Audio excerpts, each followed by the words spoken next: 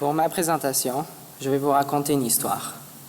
Mais cette histoire, elle est à propos de vous. Et pour ceux qui voudraient avoir l'expérience complète de mon histoire, je vais vous demander de fermer vos yeux. Imaginez que vous ne vivez pas au Canada.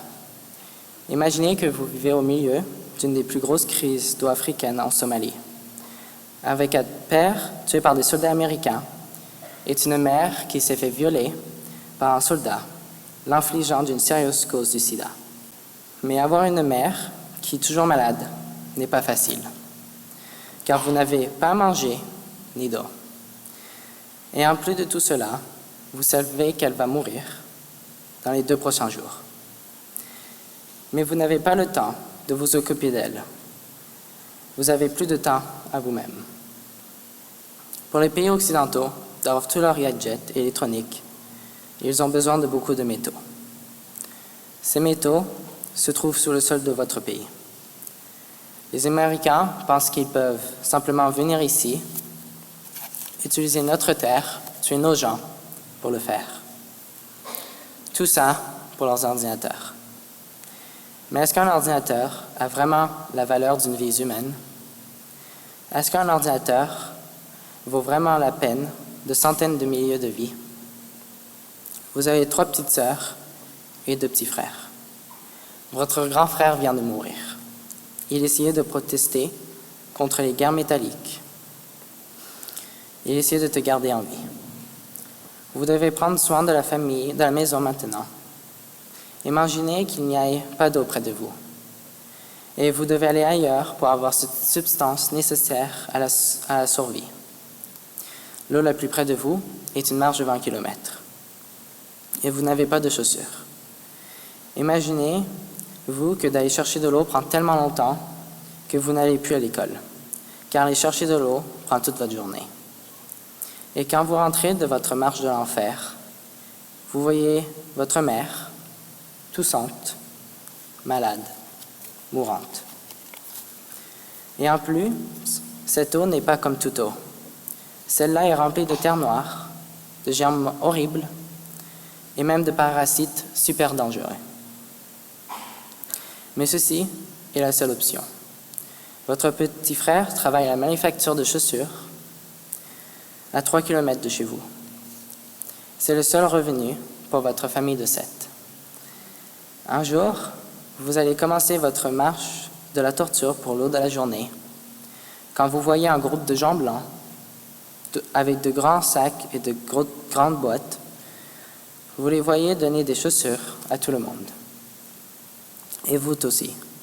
Maintenant, tout le village a des chaussures.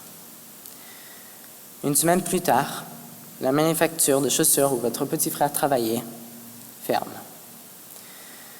Les gens de première classe privilégiés croyaient qu'ils vous aidiez, mais ils viennent de tout fourrer pour plein de gens.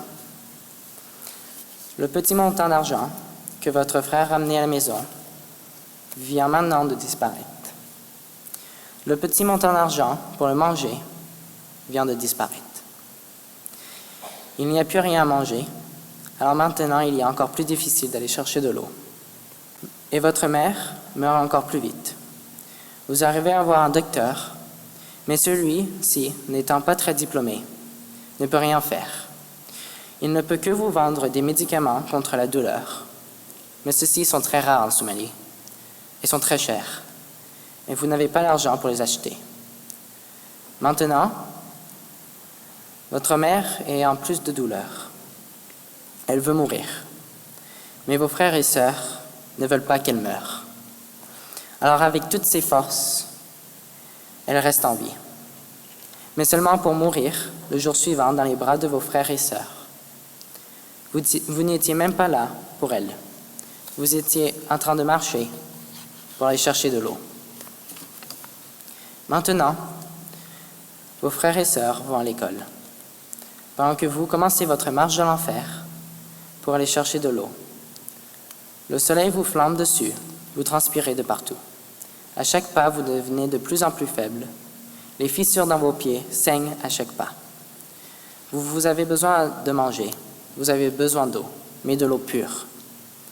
Vous tombez à terre d'épuisement par la chaleur, mais votre famille a besoin de vous. Pour survivre, vous mettez une poignée de sable dans votre bouche, vous vous relevez et vous recommencez votre marche de l'enfer pour de l'eau. Du sable ne remplit pas très bien, mais c'est mieux que rien. Ça groque et grince contre vos dents. Il vous reste encore 11 kilomètres avant que vous arriviez au trou d'eau sale. La vie est une guerre. Maintenant, ceux qui avaient fermé leurs yeux, ouvrez-les. Vous avez la chance d'aller à l'école. Vous avez la chance de manger. Vous pouvez allumer un robinet à tout temps pour recevoir de l'eau pure. Vous devez marcher beaucoup moins que 20 km par jour pour survivre. Maintenant, je vais vous lire des faits sur la Somalie. 88% des maladies présentées dans ces personnes sont causées par l'eau insalubre. Pour les enfants de moins de 5 ans, les maladies reliées à l'eau sont la principale cause de décès.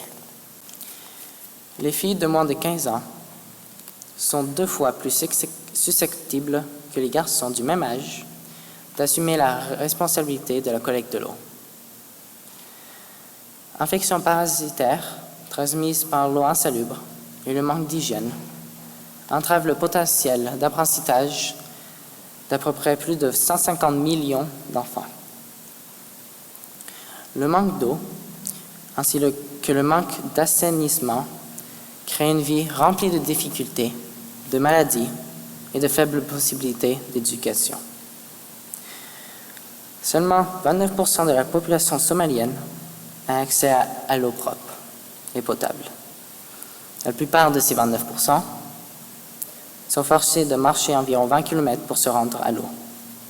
Et d'autres ont à vendre leurs biens afin d'être en mesure d'acheter de l'eau. Le village avec la plus longue marche pour l'eau était de 70 km. Le village est très vite devenu abandonné car il était trop difficile d'aller chercher de l'eau. L'UN paie déjà un total de 60 millions de dollars pour répondre aux besoins alimentaires de la population somalienne. Mais si les sécheresses continuent, survenant alors à une estimation de plus de 150 millions de dollars sera nécessaire pour répondre aux besoins alimentaires de la population. Alors maintenant, je voudrais que tout le monde se rappelle de cette histoire à tout temps. Je voudrais que vous appréciez plus en plus ce que vous avez déjà. Car les gens n'apprécient pas assez ce qu'ils ont et ils ne veulent que plus. Mais il y a des gens dans la vie qui n'ont rien. Alors, la prochaine fois que vous buverez un verre d'eau ou même prenez une douche, rappelez-vous de cette histoire et appréciez ce que vous avez déjà.